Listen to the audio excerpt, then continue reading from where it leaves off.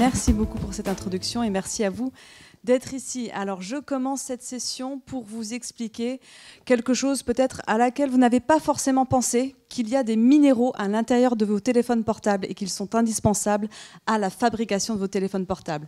Alors évidemment, ce n'est pas les minéraux en tant que tels que vous avez dans vos téléphones portables, mais ça justement, je vais y revenir. Et même si je vais un petit peu plus loin, je pourrais résumer la présentation à cette diapo derrière moi, c'est que sans ce minéral que vous avez là, qui s'appelle la tantalite, eh bien, vous n'aurez pas de smartphone comme on le connaît actuellement. Alors, je vais détailler ça un petit peu plus quand même. Qu'est-ce que c'est que ce minéral-là? C'est un minéral qui s'appelle de la tantalite. Tantalite, pourquoi la tantalite? Parce qu'on en extrait un élément chimique qui s'appelle le tantale. Je ne sais pas si vous en avez déjà entendu parler. Peut-être avez-vous déjà entendu parler de minerais que l'on extrait, qu'on appelle le coltan. Coltan pour colombite, tantalite. En fait, c'est deux minéraux qui sont très proches l'un de l'autre chimiquement et qui contiennent donc du tantale.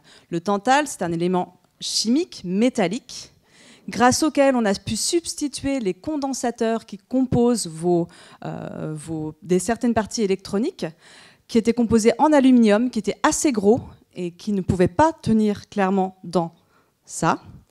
Et on a réduit nos condensateurs, la taille de nos condensateurs à ça. Alors là, vous allez me dire, j'ai pas forcément d'échelle. Je vais vous montrer l'échelle juste après.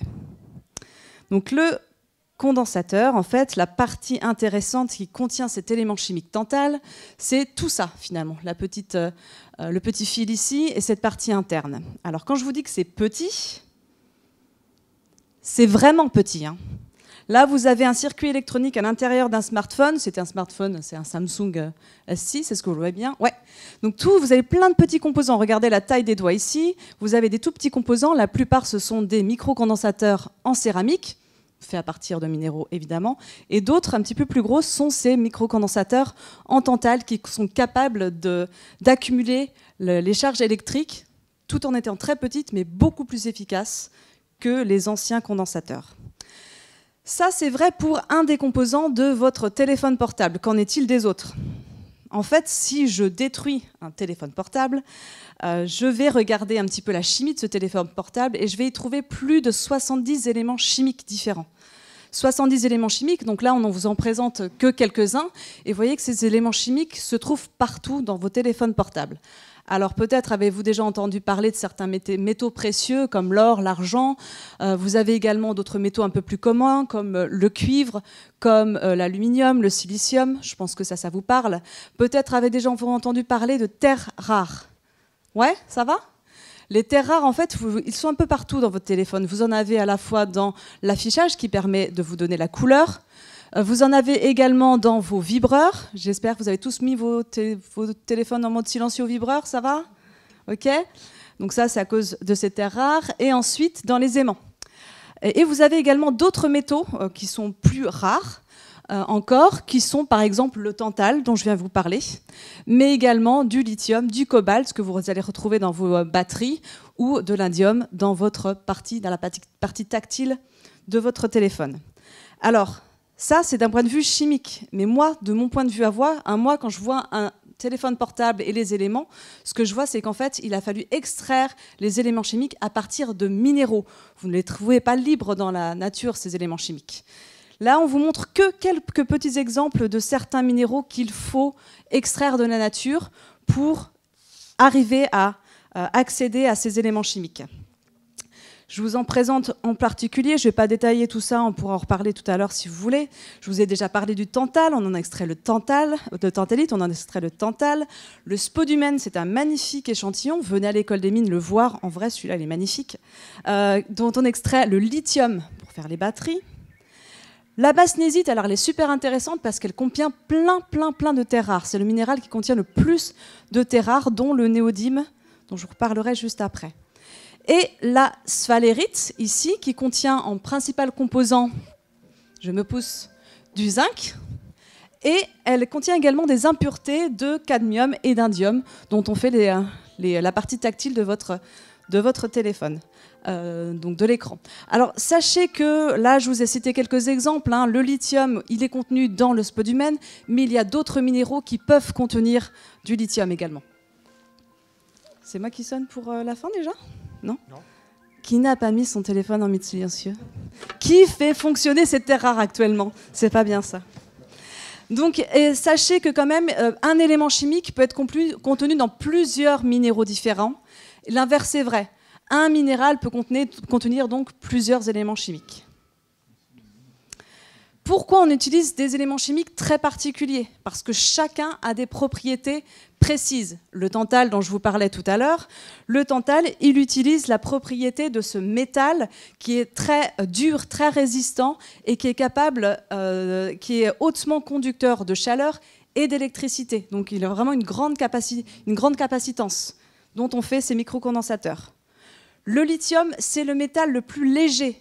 Et c'est ça qu'on va retrouver dans les électrodes de vos batteries.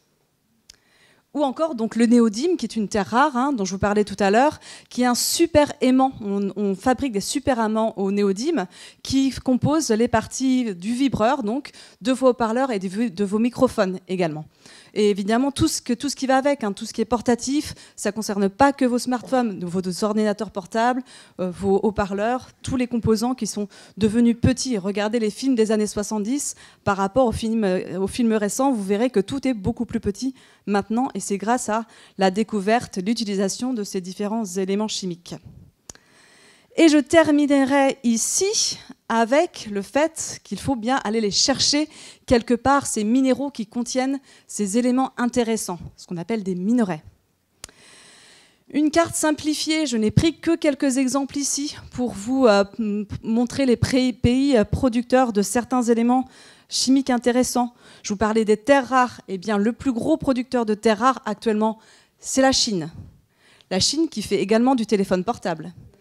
Donc si la Chine décide actuellement de couper, d'arrêter d'envoyer cette terre rare au reste du monde, eh bien la Corée du Sud ne pourrait plus faire ses téléphones portables, l'Amérique ne pourrait plus faire votre nouvelle génération d'iPhone. D'accord ? Ensuite, je peux vous montrer un autre exemple, également avec le tantal. Encore une fois, j'y reviens puisque c'est vraiment très important. Il y a des gisements au Brésil, mais il y en a également le gisement principal se trouve dans la région du Kivu, entre la République démocratique du Congo et le Rwanda. C'est une région protégée. C'est un parc national dans une réserve, dans une forêt primaire, et c'était une réserve de gorilles également. D'accord, vous en avez déjà entendu parler, ça vous parle? C'est une région en conflit. Si cette région est en conflit, c'est peut-être qu'il y a des raisons. Énormes ressources de tantal et de cobalt. Vous voyez, cette illustration, c'est pas léger. Encore une fois, je pense qu'on pourra revenir tout à l'heure sur l'exploitation des ressources minières. Il y a beaucoup de mines dans ce coin-là qui sont accaparées par les milices locales et qui contrôlent l'accès à ces gisements. Le lithium, alors en fait, la plus grosse source de lithium pour faire vos batteries, c'est en Australie, mais maintenant, les plus grosses ressources sont finalement au Chili. Vous avez également encore un autre problème, l'or en Australie, également au Pérou. Pérou, les plus gros gisements, c'est dans la forêt amazonienne. D'accord ? Je laisserai la question ouverte parce que je sais que je n'ai déjà plus de temps. Mais tout ça pour vous dire que l'exploitation des ressources primitives qui vous permettent de confectionner votre smartphone, ça vraiment dégage des gros problèmes ou des enjeux géostratégiques, des problèmes et des enjeux environnementaux. Donc je vous demanderai juste de regarder un petit peu votre téléphone différemment et de comprendre en fait que tous les composants sont essentiels dans votre téléphone et qu'il faut aller les chercher partout dans le monde et que l'accès aux mines est parfois, on en rediscutera tout à l'heure, éthique, pas éthique, ou voilà, qu'il faut peut-être penser aussi à recycler derrière. Et ça, je pense que ce sera un sujet qui sera abordé ensuite. Voilà, merci.